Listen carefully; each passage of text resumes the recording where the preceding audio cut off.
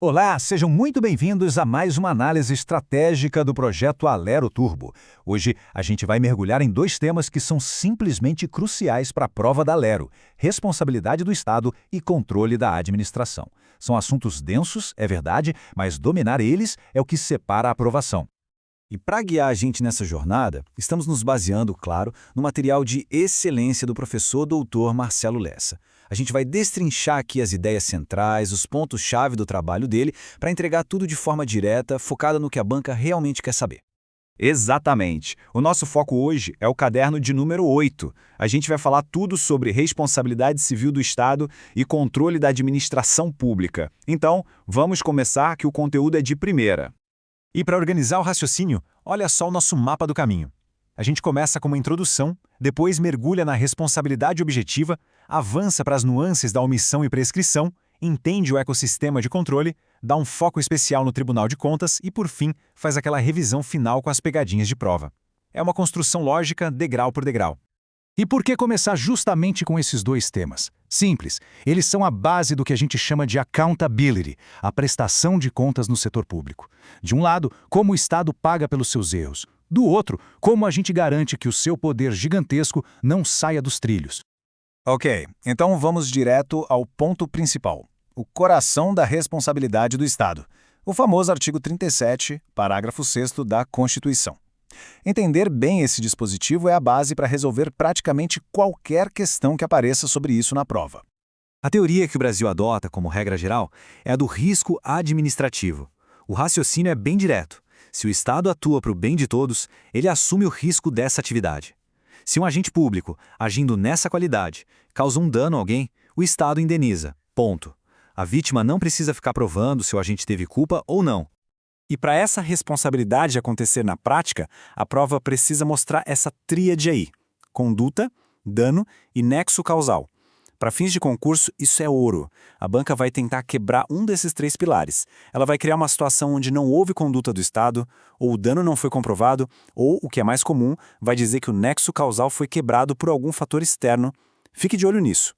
Agora, um ponto que a FGV adora e que gera muita dúvida: a diferença entre risco administrativo e risco integral. Como o professor Lessa bem destaca, isso é um clássico. Na regra, o risco administrativo, o Estado pode até se livrar de pagar se provar que a culpa foi toda da vítima, por exemplo. Já no risco integral, que é uma exceção bem rara, não tem conversa. O dano aconteceu, o Estado paga, independentemente de qualquer coisa. Perfeito. E se a responsabilidade por uma ação do Estado já tem seus detalhes, é na omissão que as questões ficam mais capciosas. Agora a gente vai analisar situações em que o Estado deixa de agir e as consequências disso, como a ação de regresso e os prazos de prescrição. Exato. Até agora a gente falou do Estado fazendo algo, dos atos comissivos. Mas e quando o prejuízo acontece justamente porque o Estado se omitiu, porque ele deveria ter agido e não agiu? Aí a lógica da responsabilidade muda bastante.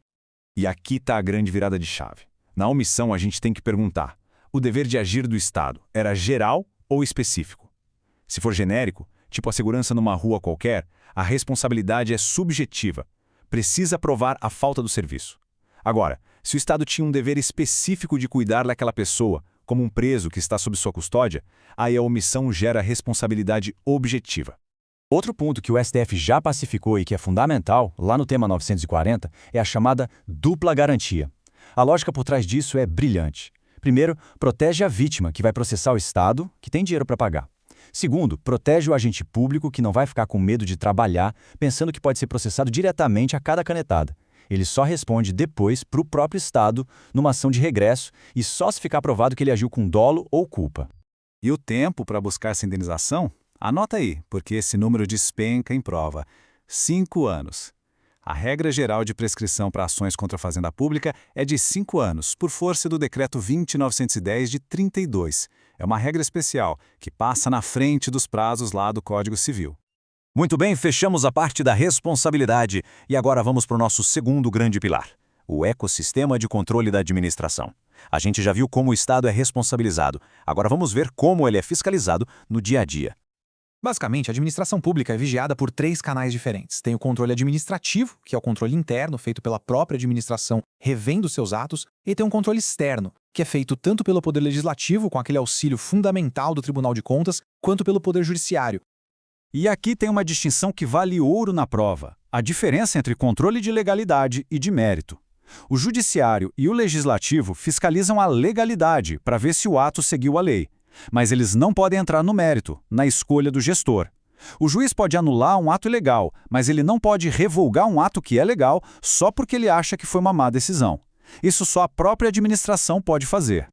E já que falamos em controle, vamos dar um zoom num órgão que é o queridinho das bancas, o Tribunal de Contas. É fundamental saber o que o TC pode e, principalmente, o que ele não pode fazer. E essa pergunta aí é uma pegadinha clássica. Uma coisa é o poder de sustar um ato, como um edital. Outra, bem diferente, é o poder de parar um contrato que já está rodando. É preciso ter muita atenção aqui. E o procedimento constitucional é claríssimo. O TC pode, sim, sustar diretamente o ato que inicia tudo, como o edital de uma licitação. Mas, se o contrato já foi assinado, a bola está com o poder legislativo. O TC avisa a Assembleia Legislativa, e só se a Assembleia não fizer nada em 90 dias é que o TC ganha o poder de decidir sobre a suspensão. É uma competência subsidiária. Certo. Agora que os conceitos principais estão na mesa, vamos fazer um bate-bola rápido. É aquele momento de fixar os detalhes e se blindar contra as armadilhas da prova. Essa é boa. É uma pergunta capciosa porque envolve a palavra sempre. E em direito, a palavra sempre deve acender um alerta vermelho gigante.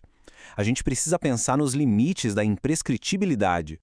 Exatamente. A regra não é ser imprescritível. O STF já bateu o martelo. Só o ressarcimento por ato de improbidade doloso, ou seja, com intenção, é que não prescreve. Se o dano aos cofres públicos veio de um ato com culpa simples do agente, a ação prescreve sim, no prazo geral de 5 anos. Outro ponto crucial: qual é a força da opinião técnica do Tribunal de Contas sobre as contas do chefe do Executivo? É uma ordem que tem que ser seguida ou é uma recomendação? Correto. O parecer do TCE é prévio e opinativo. Ele é técnico, é fundamentado, mas o julgamento final das contas do governador é um ato político, e a competência para isso é exclusiva do Poder Legislativo. A Assembleia pode, com um quórum qualificado de 2/3, ir contra o TCE e aprovar as contas. A palavra final, nesse caso, é sempre política.